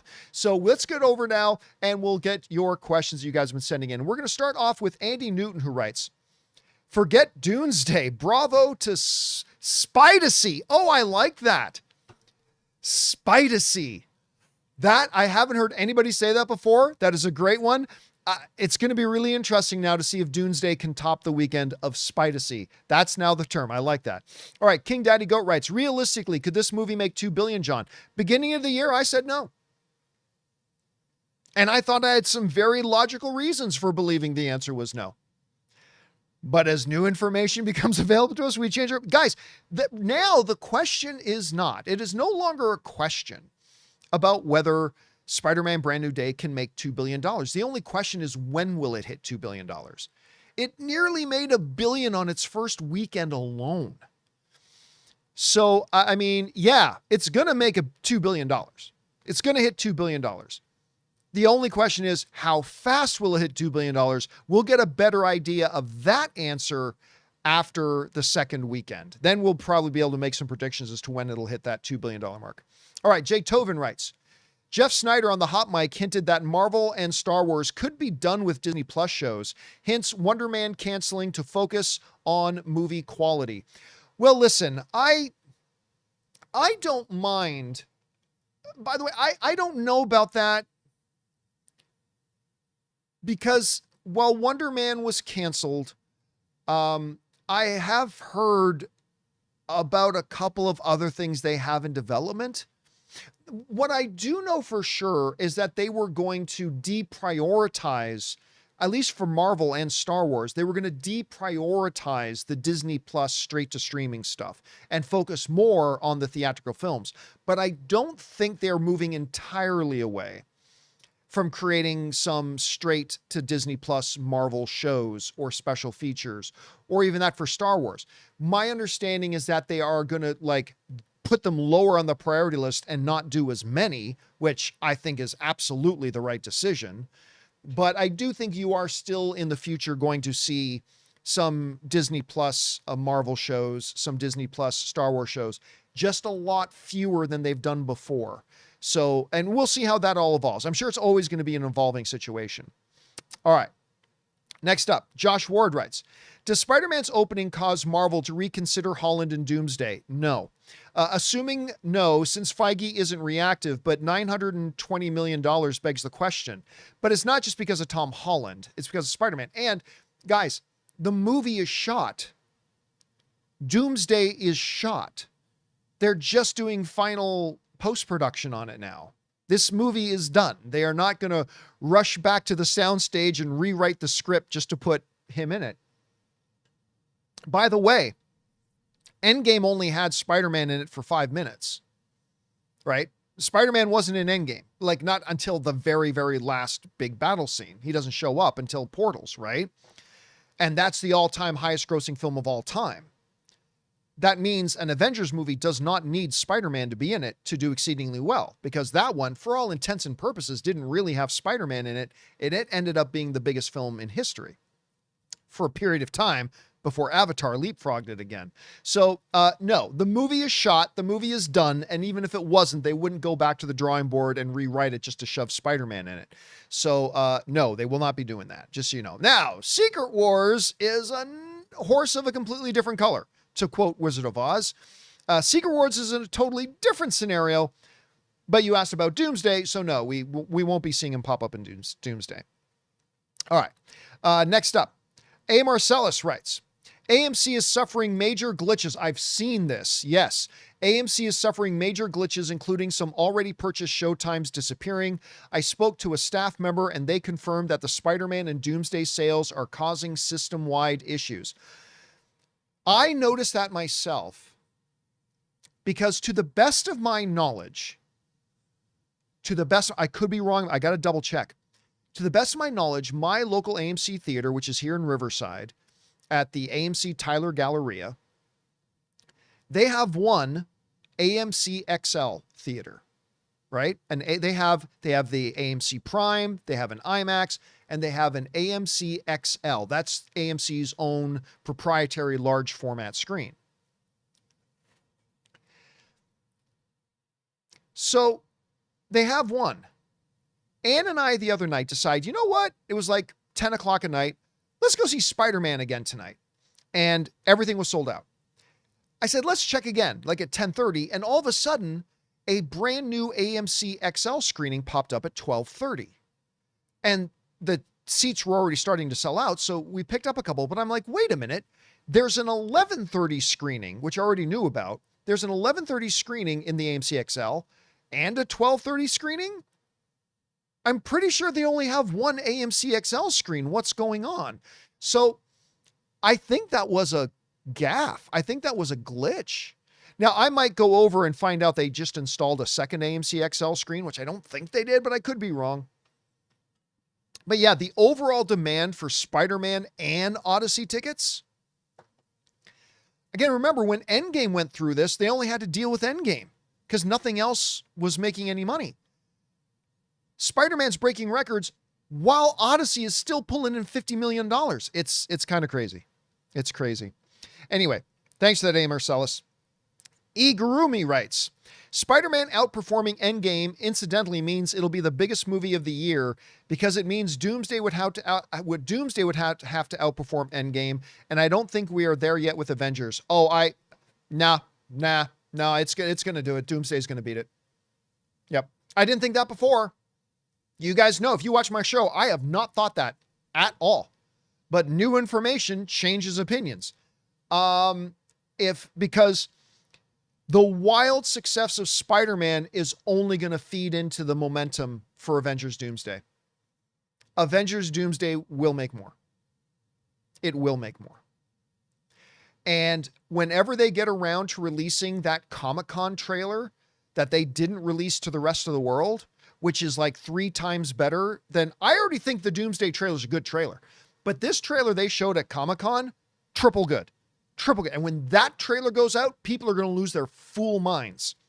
And we are still what? We're at beginning of August, September, October, November, end of December. We're still practically 5 months away. They still got 5 months to market this movie. They haven't even begun to really market this movie. Yeah. Doomsday will do better. Provided it's good, but that's always the caveat, right? It's always the caveat. But let's see, when's the last time the Russo brothers made a bad Marvel film? Never. The Russo brothers and Kevin Feige together have made 4 Marvel films. Let's see. Captain America Winter Soldier. Some people think that's one of the best comic book films of all time. Captain America Civil War. Some people think that's the greatest comic book film of all time. Avengers Infinity War and Avengers Endgame. Yeah, they're 4 for 4. I don't see any reason not to assume that the movie's going to be good. How good? I don't know, but we have to assume it's going to be pretty good. So yeah, it's, I think it's going to beat it. I didn't think so before. You guys know I didn't think so before, but I can't deny it now. I simply can't deny it now. All right. Next up, Josh writes, just saw that for Brand New Day to match the ticket sales of Spider-Man 2002 in the US and Canada, it needs to make at least $1 billion domestically. Thoughts, John, other than inflation sucks? Here's the problem. Any discussion about inflation is stupid. Any discussion about inflation is stupid. And here's ultimately why. You should never take inflation into consideration when talking about box office, and there's two major reasons why. Number one, you're cherry picking which variable to take into consideration while rejecting all the other variables. Yes, when you're talking about inflation, that is a variable, a difference, a inconsistency between when one movie came out and when another movie came out. It is, inflation, a variable. 100%. That is a variable. But here's the problem with then trying to adjust for inflation and why it's asinine to do that. When you adjust for inflation, you are not taking into consideration the 20 other variables that are also legitimate variables that pose a significant difference between a movie that came out at one time versus a movie that came out in another time. Inflation isn't the only variable, and you can't just cherry pick which variable you want to take into consideration and reject the others. For example, price of movie tickets. When tickets are more expensive, people have less incentive to buy tickets. It's just obvious economics, right? The more expensive something is, the fewer people that will buy it. The more affordable something is, more people will buy it. When Avengers Endgame came out, for example, streaming had not yet really taken off. It was the pandemic that made streaming take off. And streaming has had a serious impact, not a life or death impact, but streaming has had a significant impact on movie theater releases. But when Endgame came out, that wasn't nearly as much of a factor. Today it is. You also have to take other cultural things into it. But so the point is this. If you want to take inflation into consideration, that's great. Then don't cherry pick. You have to take all the other variables in consideration too. But here's the bigger reason. The bigger reason why it's pure stupidity to try to think about adjusted for inflation when it comes to movies is when you do that, you make an extremely egregious mistake of making a wild assumption that if that movie came out today, the movie you're talking about in particular was the 2002 Spider-Man, you are assuming, you're making the giant ass assumption that if that 2002 movie was put into movie theaters today with today's circumstances and today's context and today's variables and today's realities, that 2002 movie would still sell just as many tickets as it sold in 2002. And that is obviously idiotic. That would be an absolutely nonsensical assumption to make. But that's exactly what you're doing when you try to go. People think they sound smart. Well, when adjusted for inflation, like, you realize what an ass we make ourselves out to be when we do that, right? Because you're making the assumption that Spider-Man movie in 2002, if it were released today with today's environment and today's circumstances and today's realities, you're just assuming that movie would sell just as many tickets today as it did back then. And that is an absolutely nonsensical assumption to make. It's an assumption with no basis in reality or fact. So what are we left with? We're left with this. There is no perfect way to equate it. There just isn't. There's no perfect way. So you either just take the box office number as it is, or you try to incorporate 15 different variables, not just inflation, but 15 different variables when calculating numbers. Otherwise, you're just coming up with a cherry-picked make-believe fantasy number. So no. Adjusting for inflation is ridiculous because you're making the assumption that if that movie came out today with today's realities, it would still sell the same amount of tickets. And obviously that's bullshit. That's completely wrong. So no, that's why I never in any of my box office stuff ever take inflation into consideration, because if that movie were to come out today, if that movie from 1991 came out today with today's realities, it wouldn't have sold the same amount of tickets that it sold in 1991 because the situation was different. The context was different. There were different competitors. There were different things pulling at people's money. There were different economic realities, and it wouldn't hold up today. So that's why there's just no point in trying to have the discussion about inflation. Anyway. I mean, inflation's a very real topic about everyday life, just not when it comes to talking about movie box office. That's all. Anyway, thanks for writing that in, Josh. All right, next up, Harv's K writes, annoyingly, the only 3D Spider-Man showing at my local theater this past weekend were available with plenty of seats. Clearly, there's little demand for 3D nowadays, yet they still shove them down our throats. Yeah, I wasn't surprised. It's really funny you bring that up because I wasn't surprised at all when Ann and I were looking for Spider-Man seats and everything was sold out. And we're like, well, we can look at the 3D one. You guys ever see Sideways with Paul Giamatti and Thomas Hayden Church? There's a great line in it where it's a movie about these guys who really appreciate wine. And there's this one great line in it where Thomas Hayden Church says to Paul Giamatti, well, maybe you could try Merlot. And Paul Giamatti freaks out. I am not drinking fucking Merlot. Right? And Ann and I just recently rewatched Sideways. So when Ann goes, well, we could look at the 3D screenings. And I'm like, baby, in my best Paul Giamatti, I am not fucking watching Spider-Man in fucking 3D. 3D is so stupid and so useless. Anyway, and yes, while the 3D screenings did still have a bunch of seats sold, like it wasn't like there were no seats. There's still a bunch of seats sold. I wasn't surprised to see there were a lot more seats still available for the 3D screenings than all the other screenings that were sold out. Because generally speaking, people don't want to go watch 3D. Obviously, there are some that do, 100%. But generally speaking, yeah, the audience isn't all that taken with 3D. Thank God. All right, Nico sends in a super chat and writes, impressive numbers by Spidey and Co. A bit of context, though. Here we go. Here we go. Adjusted for inflation, Endgame is still the superior movie box. No, it's not. No, it's not. It's still the superior box office wise on opening weekend. Around 15 million more tickets sold for Endgame than Brand New Day. Again, you're making the assumption that if you took Endgame out of all the context and realities and situations and variables of 2019, and if you just dropped it in theaters today, that it was sold the same amount of tickets that it did in 2019. And that is a preposterous proposal. That's preposterous. So yes, no, inflation, there's no point in talking about inflation because you're not taking in the other variables in consideration. So nope, Spider-Man wins. Spider-Man wins. Anyway.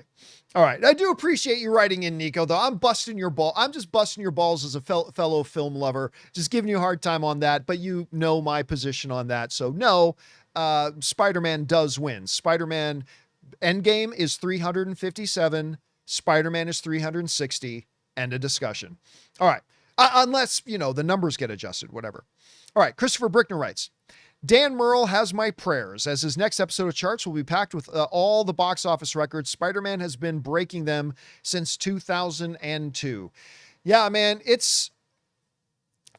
I don't want to take for granted just how special this is. Like whether you like Spider-Man or like the Odyssey or not, you have to still, as a film fan, appreciate the moment. We have a moment where like one movie just hit the all-time highest opening weekend box office in history with $360 million. While another film is in theaters that made $51 million on its third weekend. It's insane. And I think we need to appreciate that we're like living through these times. And we actually, like, I was there. I remember I was in the movie theaters. I remember that the biggest weekend in box office history happened when Spider-Man opened and Odyssey was in its third week. Like I really want to be able to, because it's so easy to quickly just gloss past it, It's with 10 new news stories coming out every day. It's so easy to just kind of overlook it and gloss past it, but I really want to appreciate it. So anyway, that's just me. All right. Next up, we've got Bobby, who writes, I saw a headline the other day saying Adam Aaron supports the merger and was kind of surprised since the other theater owners seemed to oppose it. Well, I talked about this all the way back in April. Like all the way back in April, there was a major fallout between all the members of the movie theater trade organization, Cinema United, and AMC.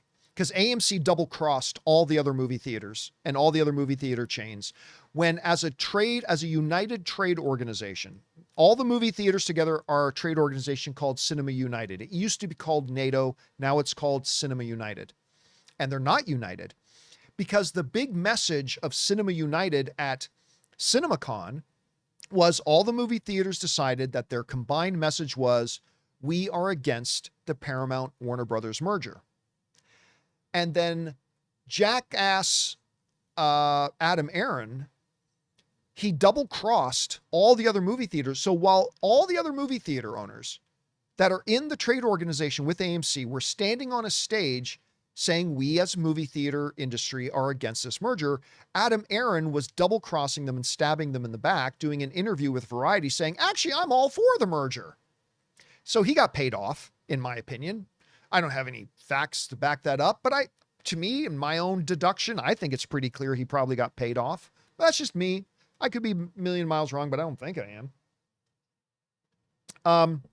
So yeah, that was all the way back in April. So yeah, it's kind of been in the news again, but the reason I haven't brought it up or talked about it is because, well, it's old news. I mean, this literally happened back in April, but yes, it was making headlines again, but it's headlines for something that had already happened. All right. Next up, thanks, Bobby. Next up, Shruan writes, hey, John, love your work. Thank you so much. I saw the I always mispronounce this wrong. The Ramayana trailer in IMAX before Brand New Day. Amazing visual effects. Hans Zimmer's score was great. The scope looks epic. Would love to hear your thoughts. Love from India. Well, I didn't see they never played it in front of my screening of Spider-Man. But I did see it back at CinemaCon. This is the movie where I literally got offered and I showed the email to the guys, but I literally got offered a first-class ticket to fly to India. This is going back a few months. They offered me a first-class ticket to fly to India and spend like 4 or 5 days in India at a 5-star hotel and being brought to where the sets where they shot the movie, being brought to the offices where they're doing all the post-production, have a chance to talk to the producers and director and the cast of the film, and then they would fly me home first class again and all that kind of stuff. Now, I've never been to India, and I would love to visit India someday. But many of you guys know I have a rule, and my rule is I don't do press stuff. It's a rule. I don't do it. And so I talked to Ann about it. Rob and Jonathan were saying, you're crazy. You got to go do this one. And I said, at the end of the day, I thought about it and I thought about it and I thought about it. I said, no, I would love to, and I would love to visit India, but I can't do it. I have this rule. I'm not going to break it. Because I never want to be accused of, and I've had this rule for a number of years, I never want to be accused of, oh, you just say you like a movie so you can have access. I have no access. I've rejected all access. I do not accept all the invitations I get. I don't do interviews. I don't do anything. I have no access because I've rejected it all. And so that's why I didn't go. But I thought visually it looks amazing. I don't know the mythology behind it. I know it's really a big part of Indian culture, this story, but I'm looking forward to seeing it. I'm looking forward to getting my eyeballs on it when I get a chance to. All right. Next up, Christopher Brickner writes, No Way Home 1.9 billion is more impressive as it didn't release in China. Despite a slowdown in superhero films, Brand New Day made 121 million in China in 5 days, which is huge. Because here's the thing. A lot of people always overestimate. I did an entire editorial video on this a year or two ago on the channel where we literally broke down all the numbers, right? And the reality is that there are some exceptions. Absolutely, there are a couple of exceptions, like for an Avengers movie or something. But for the most part, normally, when a big tentpole film in America, particularly superhero films, do get released in China, they don't have that big of an impact on its box office. Usually it's around the 10% mark. Now, 10% can still be significant, don't get me wrong. But it's not like some people think, oh, if China was a part of its release, it would have made $700 million more. And it's like, well, that's not what the numbers say. The numbers say something much, much, much smaller than that. But it still counts. It still counts. And that 121 million, I mean, that goes towards the 927 that it made. So that's like a 15%. That's like 15, 16, 17%. And that's not inconsequential. Anyway. All right, next up. Bobby Jackson writes in again, still bummed for Ryan, but knowing the show must go on, do you think Paulie from Reacher or Drago's son from, oh, you mean like Ryan Hurst, that you're talking about God of War. Still bummed for Ryan, but knowing the show must go on, do you think Paulie from Reacher or Drago's son from Creed, he was also in Shang-Chi, by the way, from Creed 2 would make a good Kratos? Granted, they both have limited sample sizes of work. Here's the problem. The guy who played Drago's son in Creed 2 and who played the one-armed guy with the sword for an arm in Shang-Chi, man, that dude is a physical specimen. Like, holy crap. I'm freezing on his name for some reason. I can't remember his name, but anyway, I don't know that he has the acting chops to be the lead, top of the line actor to carry that show. I just don't know that he has that acting ability. I think he slides very well into a supporting role where he focuses on action and doesn't have too much dialogue. But you need first and foremost a really good actor. First and foremost, you need a really good actor. Now, the guy who played Paulie in what is the name of the guy who played Paulie in Reacher season 3? This might be the largest human being I've ever seen. And if you look him up, like go find the name of the guy who played Paulie in Reacher season 3. That guy does cosplay as Kratos. And when you see that guy cosplay as Kratos, oh, somebody's saying his name's Oliver Richards. Okay, I'm going to see if I can copy that. And I'm going to see if I can pull up a picture of him. Oliver Richards, Kratos. I'm going to see if I can find, oh my God.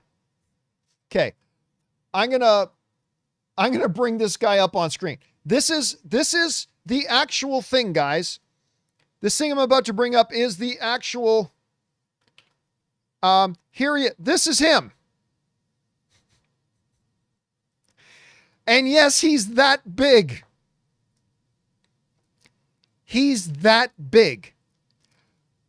When he stands next to Reacher, and you guys all know how big that dude is, he absolutely dwarfs Alan Ritchson. Like, he dwarfs him. He makes Alan Ritchson look like a pipsqueak. He makes him look like a tiny little man. Here's another great image. So, like, he goes around and he does these cosplays of Kratos. Look at the size of this guy. Now, but the problem is, while I think in Reacher, he was very serviceable. I think he was very serviceable in that supporting role. And he had this great physical presence. And I thought he was very good. But I don't know that he can act. And I'm sorry, guys. I'm sorry. Acting ability is way more important on whether or not he looks like the guy. It just is. Looking like the guy ain't going to make the show good. Acting really well can make the show good. And I just don't know if he's got the acting ability that he can literally be the lead of a show. Like, be the lead of the show. Could he be a great background guy? Yes. Can he be a great secondary supporting character? I think yes. But can he lead and be the main actor of a show? I don't know. But my God, there's like the fact that this guy's in Reacher and he goes around cosplaying as Kratos and he's literally the largest human being, I think, walking the face of the earth. It's kind of crazy. It's crazy. Anyway. All right. Next up, Steve writes, one of two, longtime follower, first time super chat. Well, thank you for that, Steve. Appreciate that, man. Watched Brand New Day for the second time last night. Still love it, but I agree 100% about it. Oh, we're not going to talk about inhibitor chips. Not going to talk about that. Sorry, but that gets into some spoiler detail. We're not going to talk about it. All right. Bobby Jackson writes, quick tech talk. Have you seen the new Samsung foldables for this year? Yes, I have. Are you going to upgrade or stick with the one you have? So I just recently broke free of the Apple iPhone prison that I was in for like 5 years. God, I hate the iPhone. But you know, I've got a MacBook Pro, I've got a Mac Studio, I've got an iPad, like all my stuff is Apple. So you have an iPhone, right? I hate the iPhone. I hate it so much. For 5 years, all I could think about was getting the hell off of the iPhone. So I finally did it a few months ago. And I got myself a Samsung Galaxy Fold 7. And I love it. I absolutely love it. Having a screen that big is just perfect for me. And here's the thing, the big thing. Gemini is so superior to Siri. Now, the new Siri they just made a deal that Siri is going to have Gemini as its architecture. Like Gemini is going to be in the background running Siri. So that will make things better because Siri sucks so bad. I got so tired of trying to ask my phone something and 9 times out of 10, I don't know that, but I can pull up a web page that might be relevant. Like I used to hate that with Gemini. Boom, always gives me my answers, always lets me know immediately what I'm looking for, always puts into my calendar what I want it to put into the calendar, always does everything perfectly. Every time, all the time. So maybe the new Siri with Gemini behind it. But anyway, yeah, the 8s look great. They look great, but I don't see any reason to upgrade. I mean, again, if I didn't have my foldable already, I would get a Samsung Fold 8 Ultra. But since I already have the 7, I don't feel the need to upgrade. I really love my 7, and I'm probably just going to stick with it. All right. Next up. YS sends in a $27 super chat. Thank you, YS, who writes, greeting from Brampton, Ontario. I have got some friends in Brampton, Ontario, actually. Longtime viewer and big-time fan. Thank you so much. If you had to guess, based on the success of this movie, when do you think we'll get Spider-Man 5? That's a good question. Next 4 years? Thanks for everything, and go Leafs go. Go Leafs go indeed. Man, so much depends. It's hard to give a real guess as to when we're going to get that next Spider-Man movie. Because we don't know where the MCU is going to end up after Secret Wars. Now, Kevin Feige has started to reveal that it's not a reboot. Like the MCU is not rebooting after Secret Wars. There's going to be some changes, but it's still going to be the MCU, right? My guess would be this. Tom Holland is still young. Like he's now early. He's either 30 or 31. But he's not getting any younger. And we don't often think of old man Spider-Man.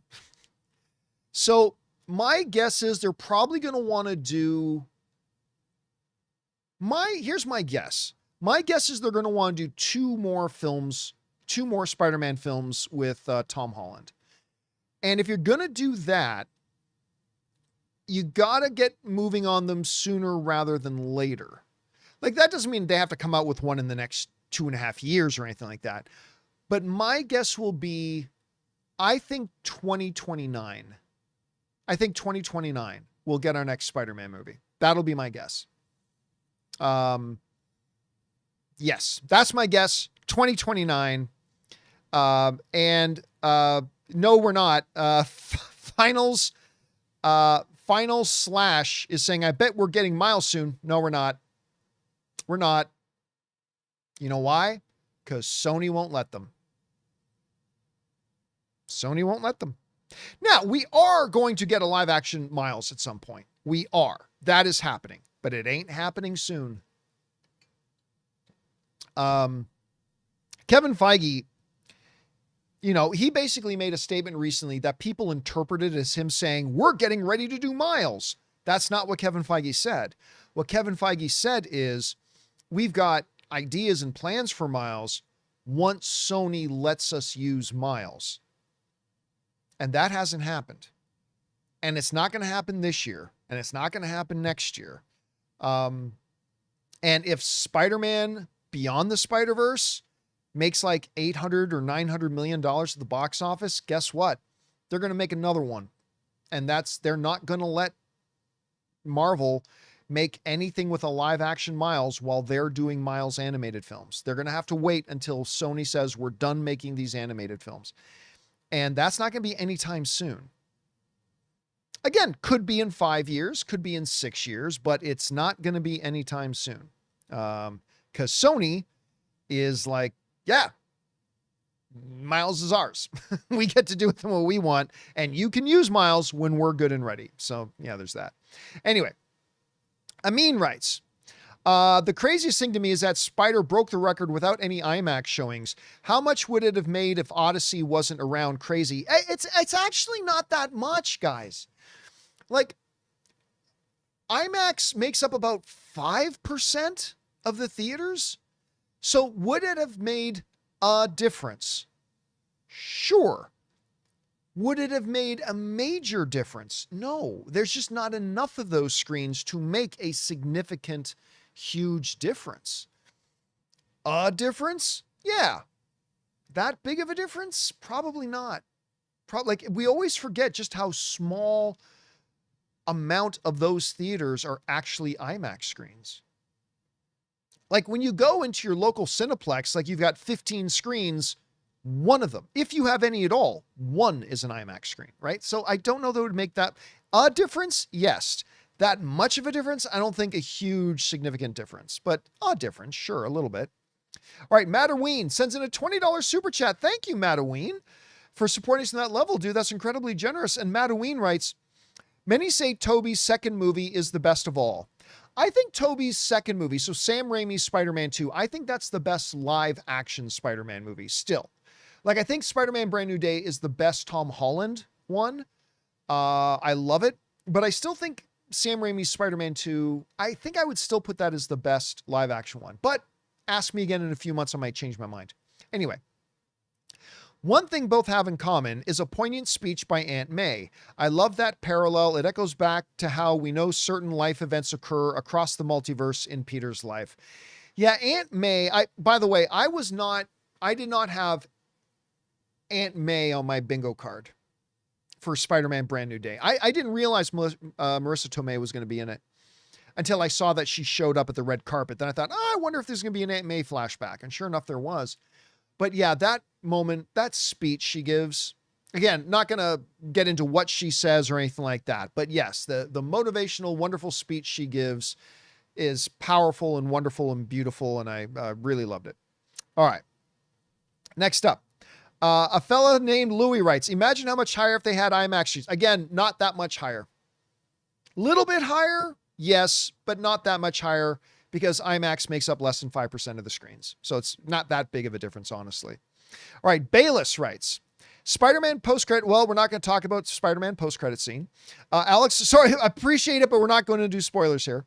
Alex Von Gollum writes, I think Lisa Cologne as Detective Jean, the woman from The Bear, did a great job as Spidey's Commissioner Gordon. Quite nice a character that it makes you want to have a coffee with her to talk about life. Yeah, she was great in the movie. She was really, really good in the movie. And again, I like directly lifted in many ways from the Insomniac Spider-Man game. There's like moves and direct lines of dialogue that are like directly taken from the game. And I thought it was great the way they did that. All right. Let's see. Next up, we got Ritwick, who writes, Thank you for the 4-hour Spider-Man spoiler stream, sir. For those of you who don't know, yesterday, it's up on the channel if you want to go watch it. But yesterday we did a 4-hour and 15-minute live open spoiler discussion of Spider-Man Brand New Day. My throat was absolutely wrecked after it, but it was fun. For 4 hours of it was actually fun. Let's see here. Rick Weiss, thank you for the 4-hour Spider-Man spoiler stream. Good discussion. Loved it. And who would have thought a Spider-Man movie could dethrone Endgame's opening weekend? This is amazing and spectacular. Again, guys, go back to any of my shows earlier in the year. I absolutely did not think this was possible. Right? I mean, I said this movie's going to be huge. It's going to be a blockbuster. It's going to make over $1 billion. It's going to be massive. Yeah. But it is not, said I. It is not going to do Avengers Endgame numbers. What are you, crazy? And look how that turned out. I mean, it is absolutely staggering. And again, the fact that it did it while the Odyssey still made $51 million this weekend, when Endgame came out on its opening weekend, the closest movie to it only made $8 million. And yet the Odyssey made 51 and Spider-Man was still able to eke out $360 million. It is absolutely craziness. Absolute craziness. Anyway, Alex Von Gollum writes, the what you most want is what you most can't have lines acting in the Odyssey will haunt me for a long time. Such great writing. Dude, I mean, it's been such a great couple of weeks for me because in the last couple of weeks, I got to see Spider-Man Brand New Day, The Odyssey, The Invite, Forgotten Island again. I got lucky enough to watch Forgotten Island again this week. I mean, these are 4 of my 5 favorite movies of the year, and I got to watch all 4 of them just in the last couple of weeks. Odyssey, definitely right up there. Odyssey is still... I'm going to need a few days to figure out where Spider-Man Brand New Day fits into my best of the year list. So I'm not ready just yet. I need to marinate on a little bit. As of right now, my top 5 favorite films of the year are Odyssey, The Invite, Project Hail Mary, probably Forgotten Island at number 4 and Sheep Detectives at number 5. Yeah, I'm probably going to do that. Now, where is Spider-Man Brand New Day going to fit in there? I'm not sure yet. I just need more time to marinate on that. But yeah, I've been very lucky that the last couple of weeks have been great in the fact that 4 of those 5 films I've got to watch just in the last couple of weeks. It's been a great couple of weeks to be a film fan for me. It's been a great couple of weeks to be me. I'll say that. It's been a wonderful couple of weeks to be me. All right. Let's see. Next up, well, I mean, this is a Boss Logic thing. So, Resendi writes, Yelena was right. It wasn't a big potato. It was an Omega level potato. I won't go into the meaning of that because that would be spoiler stuff, but did love I mean, we all knew Florence Pugh was in the movie. That was a news story for a long time, but I thought Florence Pugh in this movie was great. All right. Frame by Frame Entertainment writes, with the failure that, oh, I get it, you're being facetious. I get it. Okay. With the failure that is Spider-Man Brand New Day, when do you think Sony will sell this franchise back to Marvel? Yeah, that ain't ever happening. That ain't, I mean, never say never. A lot can happen in 5 or 10 years, but for right now, we can easily say that ain't ever happening. Everyone's like, well, Sony's going to sell Spider-Man back to Marvel. No, they aren't. Like, it's what I've been saying. Now, obviously, Frame by is being funny. They're just being facetious. But, I mean, it's still crazy to me how many people still will write to me every week saying, yeah, I think Sony's going to sell it back to Marvel any day now. Why would you do that? Why on earth would Sony ever sell Spider-Man back to Marvel? What on earth would be the motivation? You would certainly never sell it back to Marvel. Marvel is going to, just on this one movie, like, forget the Oscars they're winning. Forget all the success that they had with the Venom films. Regardless of what you thought about them, overall, the Venom films made a lot of money. Forget about all the success and Oscars they've gotten for their Spider-Verse movies. Forget all that. On this one movie alone, Sony's probably going to clear $1 billion. On this one movie alone, they're probably going to clear $1 billion. Why would you ever sell that back? As Ted DiBiase once said, everybody has a price. And that is true. But the price, and this is basic economics, the price that Sony would want to give up Spider-Man is a price that is simply not worth it for Marvel to pay for it. Marvel gets to have all the advantages of having Spider-Man. Why would they? Because listen, Sony's not accepting anything less than a paycheck for about $8 billion. Sony's not letting Spider-Man go for anything less than $8 billion. I guarantee you that right now. And that is simply not worth it to Marvel. Because they're making a lot of money with Spider-Man without having to give up an $8 billion check. And by the way, I say minimum. Sony may want 10 or 12 or $13 billion for the rights to Spider-Man, for all I know. It's just not happening. It's just not happening. Anyway, all right, next up. Alex Von Gollum writes, on the which is better, Shang-Chi or Brand New Day question, I'd still say Shang-Chi, but it wasn't easy to decide. I don't know, man. I don't know. You guys know how much I love Shang-Chi. I love that movie.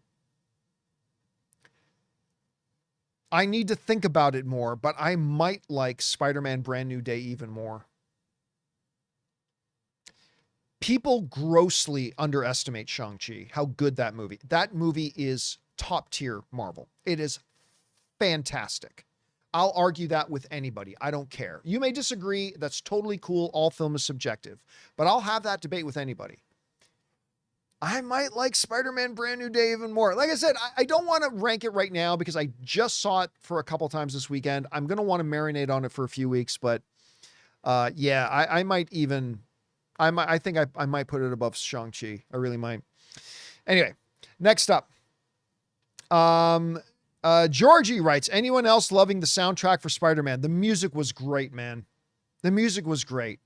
It hit all the right emotional notes at all the right times. It just immersed you in the scene. It never drew attention to itself.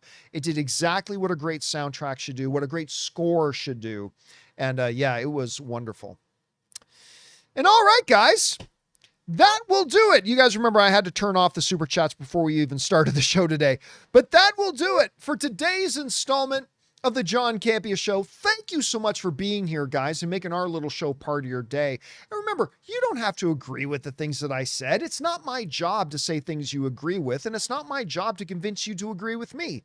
My job as an online film pundit is simply to give you my honest thoughts and opinions in such a way that you guys walk away with a clearer understanding of why you do agree with me or even why you disagree with me. As long as I do that and you walk away with a better idea and a clearer focus about how you agree or how you disagree with me, then I think that's a job done well. And that's what I aim here to do. And I hope you guys had fun as we had these conversations about these topics today. I certainly had fun doing it. And I'm really appreciative of the fact that you guys took time, your valuable time out of your day to come and spend some of that time here with us. And I appreciate that very much. Big thanks to all you guys who sent in those super chats today. But number one, because you gave us great fun things to talk about. But number two, you supported the channel as you did it. And a big thanks to the thousands and thousands of you guys in the live chat who have been with us here today, following along with all of your comments and watching your discussions and everything too, and throwing in some information. You guys are as much a part of this show as any of us. So thank you for being there and participating in the live chat.